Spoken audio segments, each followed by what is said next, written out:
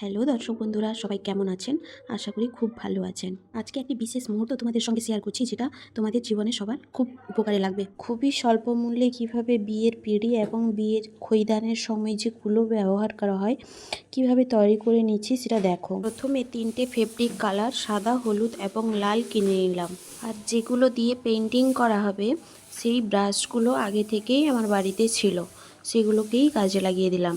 এরপর একটা প্লেট নিয়ে কিছুটা ফেব্রিক কালার প্লেটে ঢেলে তার সঙ্গে স্বল্প পরিমাণ জল মেশাতে হবে, কারণ পুরো কালারটা পেন্টিং করলে অনেকটা গাঢ় হয়ে যাবে, খুব গাঢ় কালার এটা।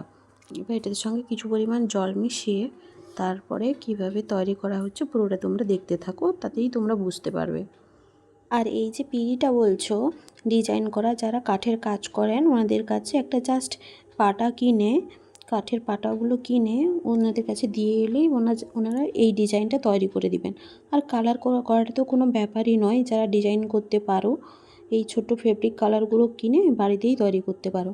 বেকার 1,500 টাকা 2,000 টাকা আরও বেশি কারা ডিমান্ড করে, ফেসবুকেও অনেক জায়গায় বিক্রি হয় আমি দেখি। এবার অনেক ডিমান্ড ওদের, তার থেকে বাড়িতে করে নিলেই কত সুবিধা। আর ওই ডিজাইনটা করতে কত টাকাই বা নেবে, 250-300 টাকা, বা হাইয়েস্ট ধরো 400 টাকা নেয় না।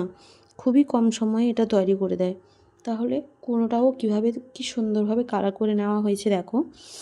সবার প্রথমে লাল কালারটা করে নেওয়ার পর দেখো সাদা কালারটা কি সুন্দর ফুটছে, সাদা এবং হলুদ দুটোই সুন্দরভাবে ফুটছে। এই জন্য তোমরা প্রথমে লাল কালারটাকে পুরোটাই ডিপভাবে করে নিবে সুন্দরভাবে।